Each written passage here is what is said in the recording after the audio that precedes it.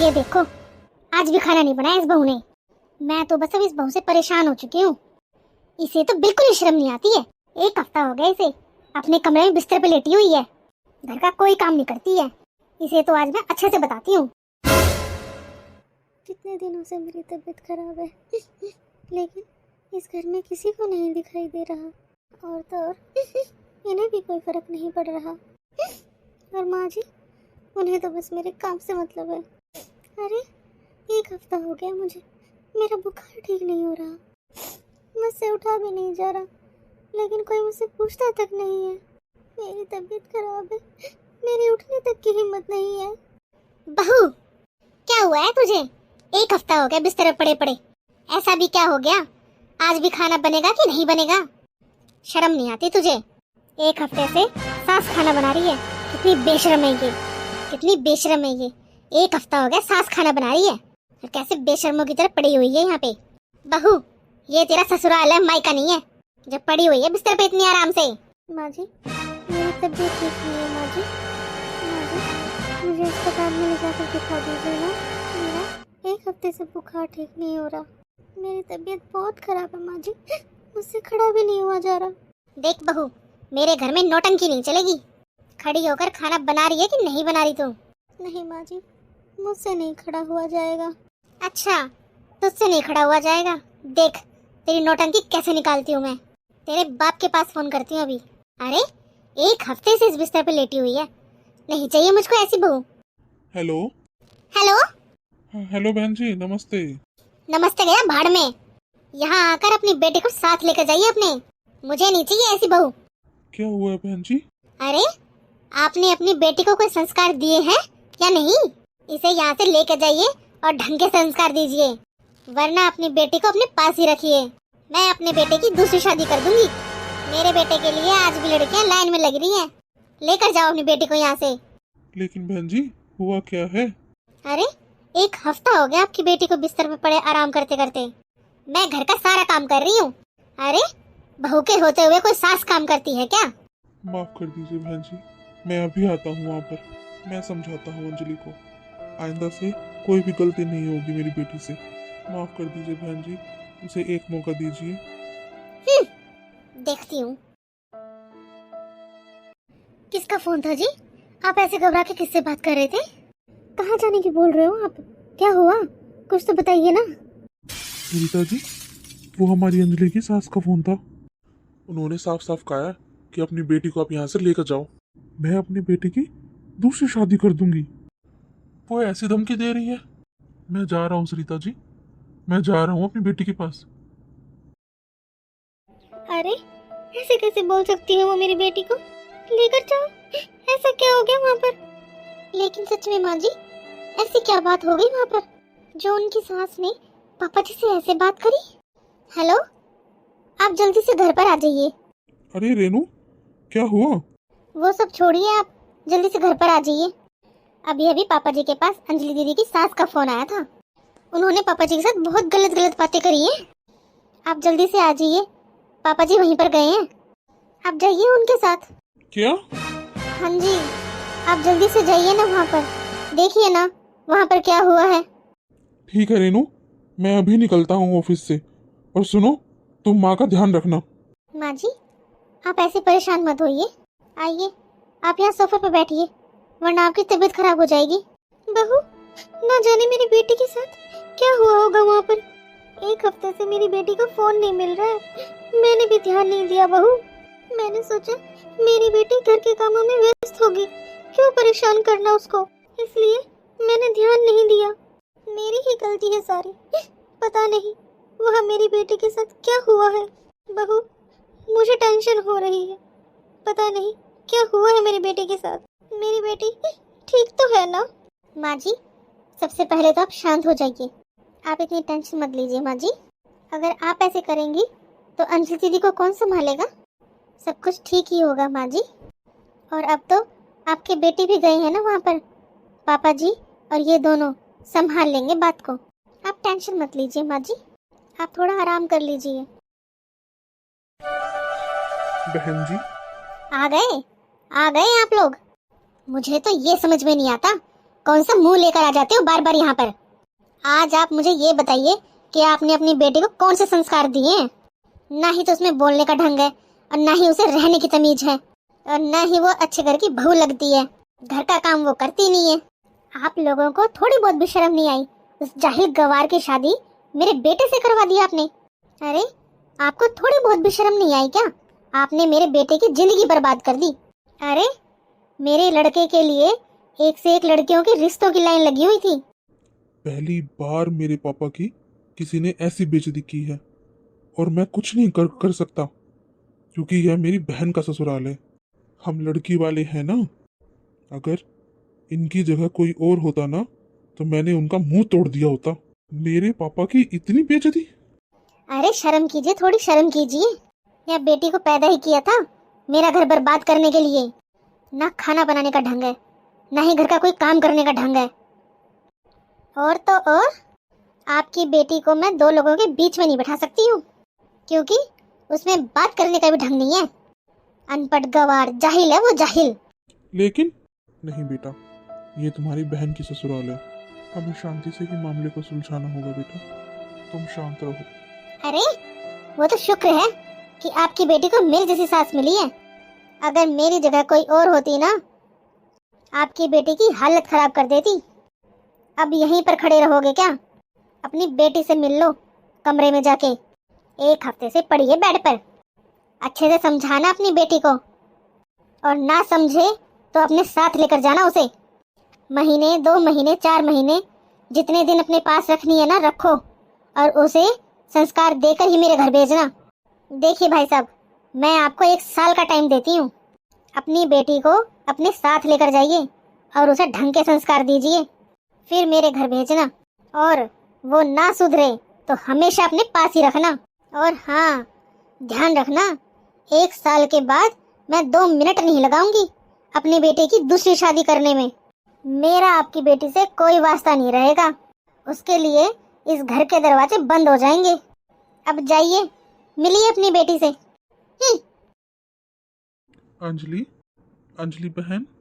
पापा, पापा, मेरी कोई गलती नहीं है पापा। ये लोग इंसान नहीं है, ये राक्षस है, राक्षस। पापा, आप खुद देख लीजिए मेरी हालत पापा। मुझे पिछले 8 दिनों से बुखार है, किसी ने लेकिन एक टैबलेट तक लाकर नहीं दी है। पिछले 3 दिनों से मैंने कुछ खाया भी नहीं है पापा, किसी ने मुझसे पूछा भी नहीं। और माँ जी फिर भी काम काम काम के लिए पीछे झगड़ा करती रहती है मेरे साथ। एक बार भी किसी ने ये नहीं देखा कि पिछले 3 दिनों से मैंने कुछ नहीं खाया है। यहाँ किसी को कोई फर्क नहीं पड़ता पापा। और दामाद जी बेटा? नहीं पापा, आपके दामाद जी को, उन्हें तो बिल्कुल भी कोई फर्क नहीं पड़ता। वो तो अपने परिवार की बातों में ही रहते हैं। अब तो पापा ऐसा लगता है कि वो भी मुझसे छुटकारा पाना चाहते हैं पापा। किसी को कोई फर्क नहीं पड़ता है पापा, उनकी पत्नी जिए या मरे, किसी को कोई फर्क नहीं पड़ता है। बस सबको मुझसे काम चाहिए। मैं दिन भर काम करती रहूं तब सब ठीक है, लेकिन मैं 1 हफ्ते से बीमार हूँ, मैंने काम नहीं किया तो मैं इतनी बुरी हो गई पापा। माँ जी ने आपको बुला लिया। मैं यहाँ नहीं रहूँगी पापा, अगर मैं यहाँ रहूँगी तो मर जाऊँगी पापा। मुझे अपने साथ ले चलिए पापा, मैं यहाँ नहीं रहूँगी अब। हाँ बेटा, तेरी ऐसी हालत मुझसे भी नहीं देखी जा रही है। मैं तुझे ले जाऊंगा बेटा। लेकिन बेटा, तू अपने मायके में कितने दिन रहेगी? 1 दिन, 2 दिन, 1 महीना, 6 महीना? फिर तुझे यहीं पर आना है बेटा, क्योंकि यही तेरी ससुराल है। तुम्हें बेटा यहाँ पर एडजस्ट करना ही होगा। जो मैं देख रहा हूँ वो तुम नहीं, तुम्हारे ससुराल वाले अभी बहुत गुस्से में है बेटा। बेटा, अगर मैं तुम्हें यहाँ से लेकर गया तो वो कुछ भी कर सकते हैं। अगर दामाद जी ने तुम्हें तलाक दे दिया तो तुम्हारी जिंदगी नरक बन जाएगी बेटा। पापा, पापा, इससे ज्यादा नरक जिंदगी और क्या होगी किसी की?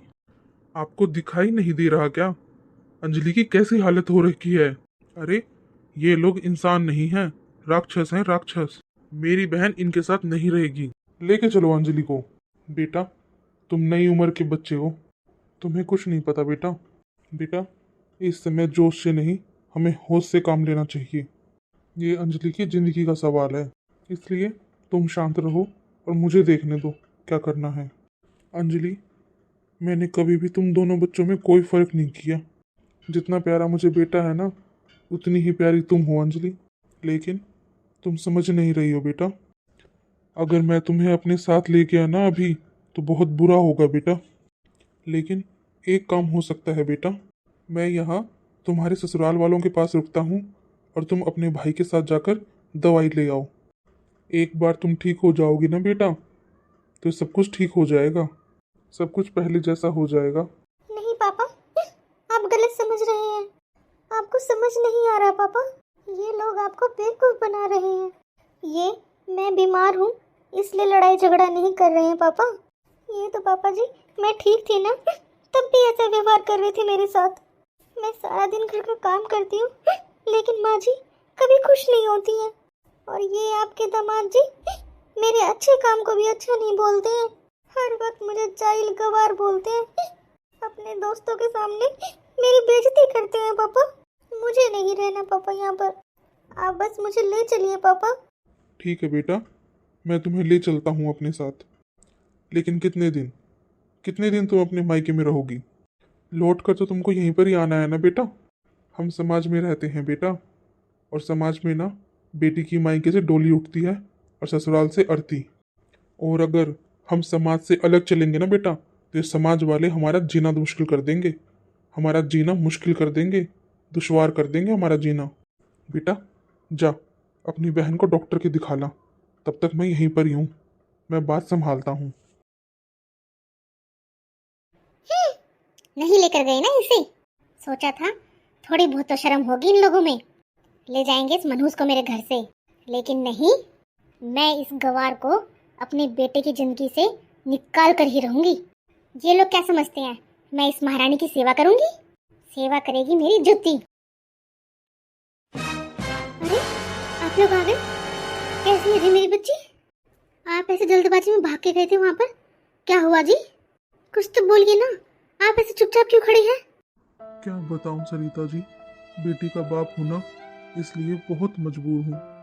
मैं अपनी बेटी की तकलीफ में भी उसका साथ नहीं दे सकता। मेरी बेटी बार बार मुझसे बोल रही थी, पापा मुझे यहाँ से ले चलो, लेकिन मैं इतना मजबूर था, मैं उसे नहीं लाया।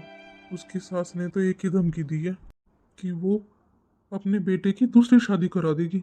मेरी बेटी बहुत तकलीफ में है सरिता जी। मैंने कभी नहीं सोचा था कि मेरी बेटी को ऐसा परिवार मिलेगा। आज मेरी बेटी बहुत तकलीफ में है सरिता। आज जैसी हालत में मैं मेरी बेटी को वहाँ छोड़कर आया हूँ ना, बस मेरा दिल ही जानता है। ऐसी हालत में भी दीदी को वहाँ छोड़ा है? कैसे पिता है ये पापा जी ने अच्छा नहीं किया। सुनिए जी, मैं पापा जी का तो समझ सकती हूँ कि वो समाज की कितनी फिक्र करते हैं, लेकिन आपको क्या हुआ? आप अपनी बहन को वहाँ पर कैसे छोड़कर आ गए? आपको अंजलि दीदी को लाना चाहिए था। रेनू, तुम्हें क्या लगता है मैं अपनी बहन की ऐसी हालत देखकर खुश हूँ? लेकिन पापा ने आज मेरी एक नहीं चलने दी। मेरा दिल जानता है मैं अंजलि को कैसे हालत में छोड़कर आया हूँ। अच्छा, ये पापा जी कुछ करने नहीं दे रहे हैं ना, लेकिन मैं भी दीदी को ऐसी हालत में नहीं छोड़ूंगी। हेलो भाभी, भाभी आप मुझसे कोई बात मत कीजिए, क्योंकि मेरी अभी ऐसी हालत नहीं है जो मैं आपसे बात कर सकूं। ये काजल दीदी की कैसी हालत हो गई है, वो जब फ़ोन पे भी ढंग से बात नहीं कर सकती तो उनकी कैसी हालत हो रखी होगी। एक मेरा ससुराल है जिन्होंने आज तक मुझे ये महसूस ही नहीं होने दिया कि मैं इस घर की बहू हूँ, और एक वो दीदी जो इस घर में गुड़िया की तरह पली है, उनकी ऐसी हालत, उनको ऐसे ससुराल वाले मिले हैं। दीदी ने कभी भी मुझे भाभी की तरह नहीं रखा। मुझे कभी यह एहसास ही नहीं हुआ कि वो मेरी ननंद है। हमेशा हम दोनों बहनों की तरह रहते थे। ये क्या हो गया उनके साथ? नहीं, लेकिन मैं दीदी के साथ ऐसा नहीं होने दूंगी। सुनिए जी, आप मेरे साथ दीदी के घर चलिए। लेकिन रेनू, किस लिए? आप बस चलिए मेरे साथ अभी के अभी। भाभी आप? हाँ दीदी, बहुत झेल लिया आपने। बस बहुत हुआ। सुनिए जी, लेकर चलिए दीदी को जल्दी से, इन्हें हॉस्पिटल में एडमिट करवाना है। ये क्या हो रहा है मेरे घर में? क्यों माँ जी, आपको दिखाई नहीं दे रहा है क्या हो रहा है? अगर आप अपनी बहू को डॉक्टर के नहीं दिखाओगे तो क्या हम इनको मरने देंगे? वो हमारे घर की बेटी है, हम दिखाएंगे उन्हें डॉक्टर के। वैसे ये फर्ज दामाद जी का था, लेकिन आपने अपने बेटे को संस्कार ही नहीं दिए माँ जी। मजबूरन इनके भाई और भाभी को आना पड़ा है यहाँ पर। जिस दिन ये सब आपकी बेटी के साथ होगा ना माँ जी, उस दिन आपको पता चलेगा एक बहू का दर्द। वैसे मेरे पास अभी आपसे बहस करने का टाइम नहीं है। चलिए जी, जल्दी लेकर चलिए दीदी को। वैसे डॉक्टर साहब, क्या हुआ है मेरी बहन को? देखिए, आपकी बहन को टाइफाइड और मलेरिया दोनों एक साथ हुआ है, और आपकी बहन ने शायद कई दिनों से अच्छे से खाना नहीं खाया है, तो उनके अंदर बहुत कमजोरी आ चुकी है। इन्हें कुछ दिन यहीं पर रखना पड़ेगा और आपकी बहन बिल्कुल ठीक हो जाएगी। हेलो पापा। पापा, मैं आपके पास व्हाट्सएप पे एक एड्रेस भेज रहा हूँ, आप माँ को लेकर जल्दी से यहाँ आ जाइए। अंजलि। पापा, डॉक्टर ने एक ब्लड टेस्ट किया था काजल का, उसमें टाइफाइड और मलेरिया दोनों एक साथ हो गया है। इन्हें कुछ दिन अंजलि को यहीं पर रखना पड़ेगा, लेकिन अब वो खतरे से बाहर है तो वो जल्दी ठीक हो जाएगी। लेकिन बेटा, तूने बात को और बढ़ा दिया। अब तू जानता है ना इसकी सास को कितनी गुस्से वाली है वो। अगर उसने कुछ उल्टा सीधा कदम उठा लिया तो क्या करेंगे हम सब? तूने एक बार कदम उठाने से पहले मुझसे पूछा भी नहीं। पापा जी, हम क्या दीदी को ऐसी हालत में वहीं पर रहने देते? पापा जी, अब दीदी का अच्छे से ट्रीटमेंट होगा और वो ठीक हो जाएंगी। बहू, तुम दोनों ने अभी दुनिया नहीं देखी है, तुम दोनों बच्चे हो अभी। तुम दोनों ने सब कुछ खराब कर दिया आज, अब मुझे ही कुछ करना पड़ेगा। हेलो बहन जी। बहन जी, अंजलि को मेरे बेटे ने हॉस्पिटल में एडमिट करवा दिया है। तो भाई साहब, हमें किस लिए बता रहे हो? अरे आपने एडमिट करवाया है तो आप ही ध्यान रखो, आपकी बेटी है, करो मन की तसल्ली पूरी। वैसे भी हम तो उसे यहाँ परेशान करते हैं ना, हम तो ध्यान ही नहीं रखते, तो हमारी वहाँ पर क्या ज़रूरत है? और भाई साहब, वैसे भी आपको जितनी बेइज्जती करवानी थी वो आपने अपनी बहू से करवा ली। अब उसे ही कहना, वही करेगी अपनी ननद की देखभाल। रखिए अपनी बेटी को अपने पास। लेकिन बहन जी, मैं अपने पूरे परिवार की तरफ से आपसे माफ़ी मांगता हूँ, हमें माफ़ कर दीजिए बहन जी। लेकिन आप और दामाद जी अगर हॉस्पिटल आ जाते तो शायद अंजलि को बहुत अच्छा लगता, वो जल्दी ठीक हो जाएगी। देखिए भाई साहब, मैं वहाँ आकर आपकी बेटी की सेवा नहीं कर सकती, अपनी बेटी की देखभाल आप खुद कीजिए। और रही बात मेरी और मेरे बेटे की, तो हमारे पास इतना फालतू समय नहीं है जो हम हॉस्पिटल आकर बर्बाद करें। जब आपकी बेटी पूरी तरह से ठीक हो जाए ना, तो छोड़ जाना यहाँ पर। जैसे आपके बेटा बहू उसको यहाँ से लेके गए हैं ना, उनको बोलना वैसे ही छोड़ जाएंगे। पापा जी, फ़ोन मुझे दीजिए।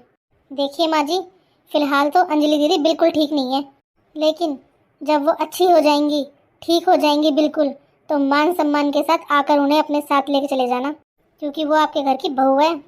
और रही बात दामाद जी की, तो उनको तो यहाँ पर आना ही पड़ेगा, क्योंकि उनकी पत्नी एडमिट है यहाँ पर। बहू, अब तुम बहुत ज़्यादा बोलने लगी हो। अरे, इतना बोलना शोभा नहीं देता।